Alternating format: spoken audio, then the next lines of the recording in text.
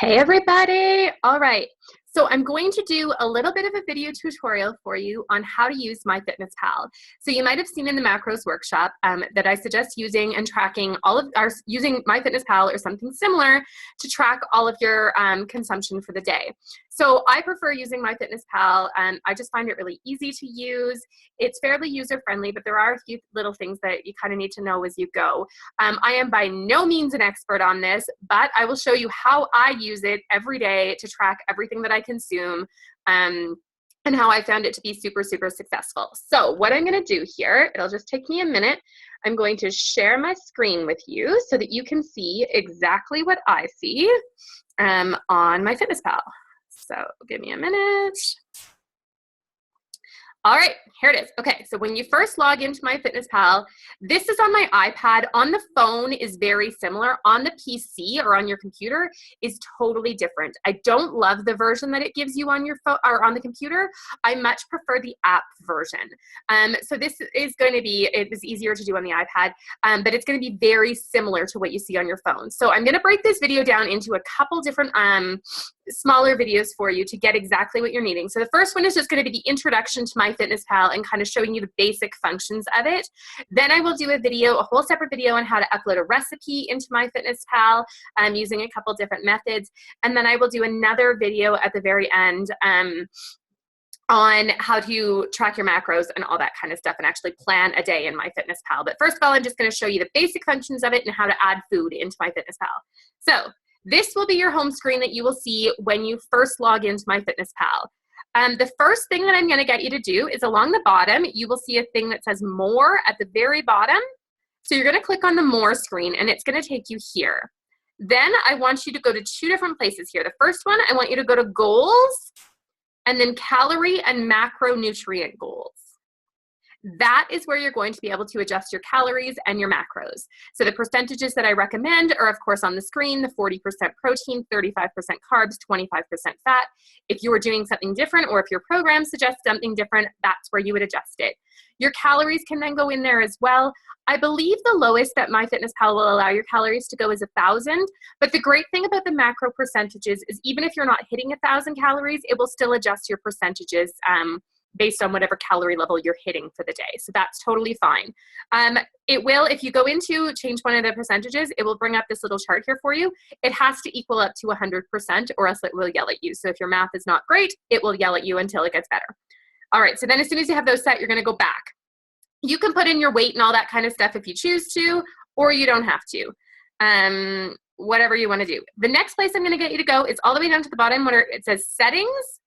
And then I'm going to get you to go to Diary Settings, and I would like you to go to Customize Meal Names is the first one, and that is when you can separate your snacks. So it will automatically set it to just breakfast, lunch, dinner, and snacks. I prefer to have morning snack, afternoon snack, and evening snack all separate so that I know when I'm eating different things different times of the day.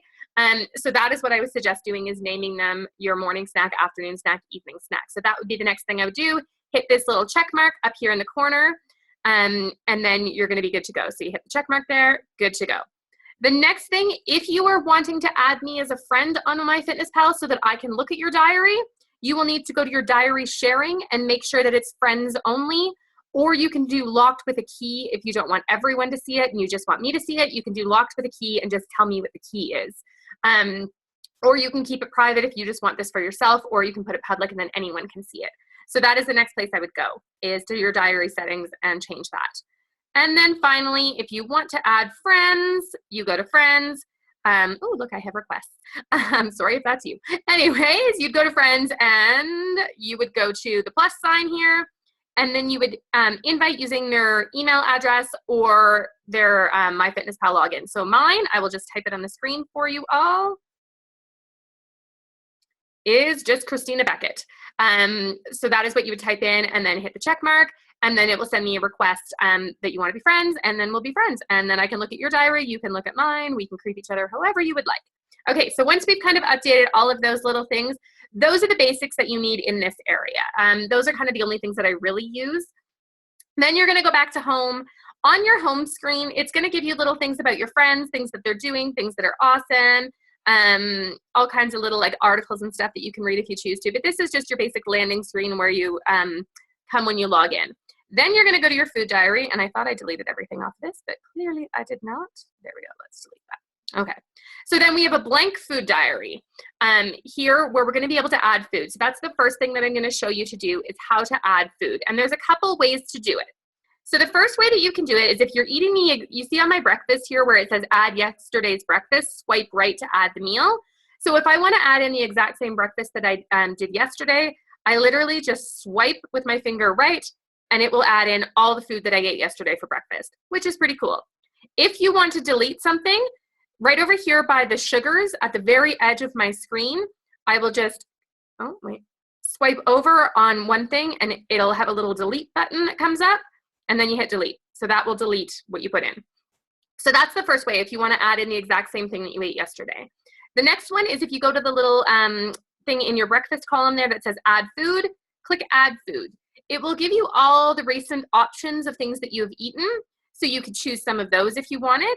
It will also have frequent things, so things that you frequently eat that you could add, like do like a quick add basically. My foods, I don't even know what that one is because obviously I don't use it. Meals are things that you've created as a meal, which I will show you how to do in the add a recipe area. So that's just another option there. And then recipes are things that you've added as a recipe. So you could definitely add those as well. So those are just some of the options. Then if it's not in any of those, or if you're new to MyFitnessPal and you don't have any of those set up yet, you will go to search for a food. So up here at the top, you will go to the search bar and we will enter a food. So let's just enter an egg just because it's easy. And then you'll hit search. It will come up with a whole bunch of different options. Now you sort of have to just pick and choose. I usually just try to pick like something like an egg. I would try to pick the most basic one. So egg, 1 large. That's probably fairly accurate. Perfect. So then I open it up. It has the fat, the carbs, and the protein. So this is where you start to learn about food is when you look at this. So you see an egg has 72 calories. It has 6.3 grams of protein, which is great. It has very few carbs, but it does have 4.8 grams of fat. So you have to realize that it has almost as much fat as it does protein, but more of the calories, just because I can tell you this, more of the calories are actually coming from the fat than are coming from the protein because fat has 9 calories per gram and protein only has 4 calories per gram. So that's something we learned in the macros workshop that just sort of applies here. So that's just something to be aware of when you're adding foods in and you're not sure where your fats or your carbs or your proteins are coming from, is if you look at this screen, it'll be really helpful. Then you have the serving size. So for this one, if you click on serving size where it says 1 large, it will bring up other options. So maybe your eggs aren't large. Maybe you only have medium eggs this week, so click on 1 medium and it will then change it.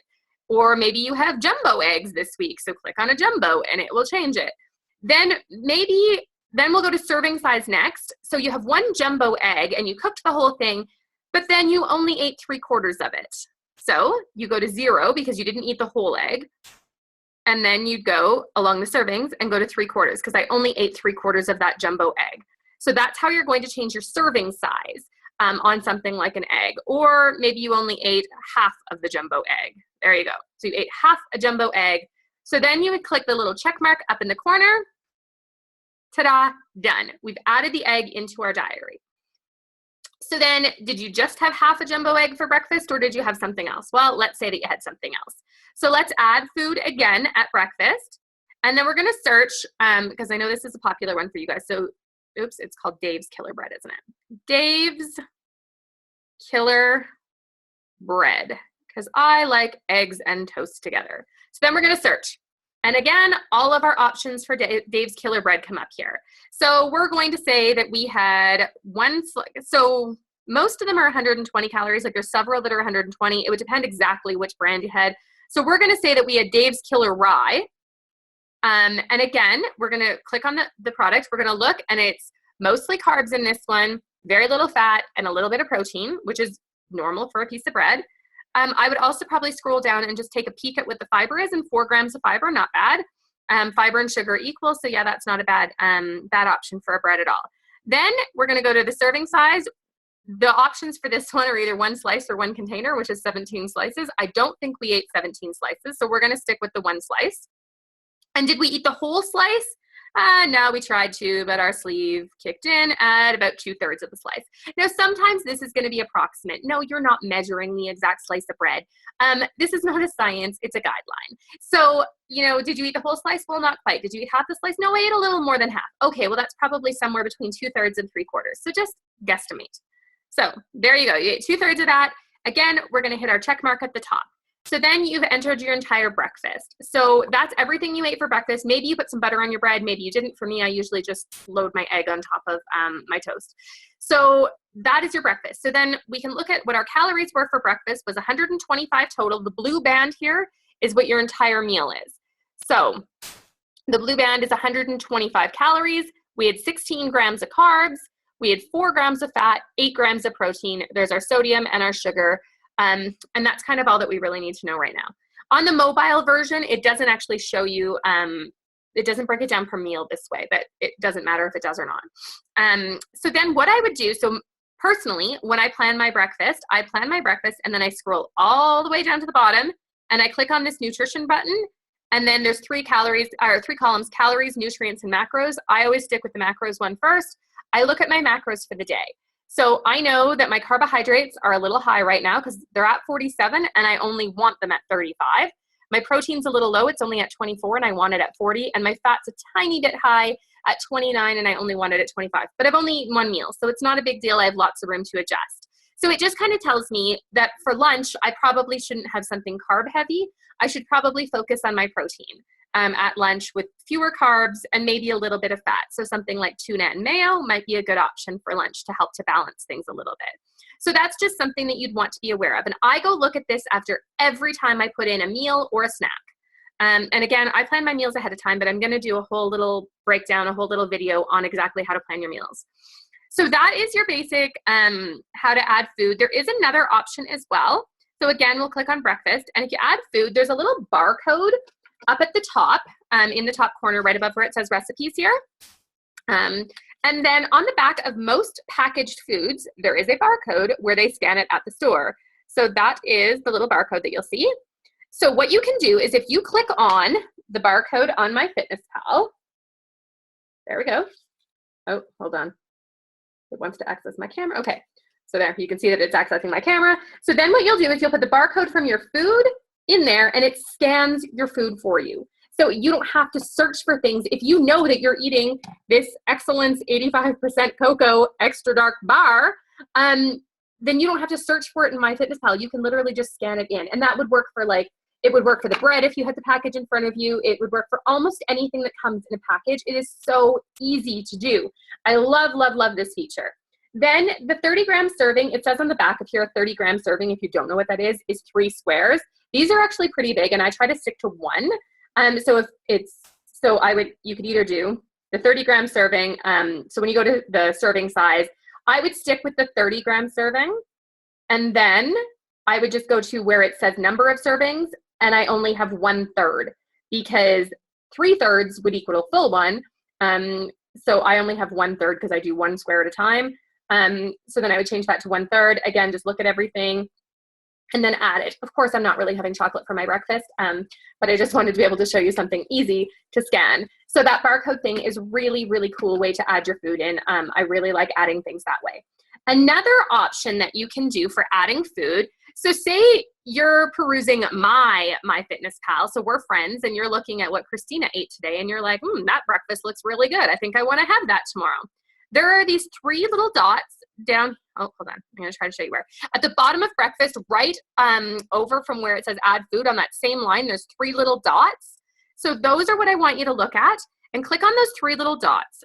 And it has quick add, save as meal, copy from date, or copy to date.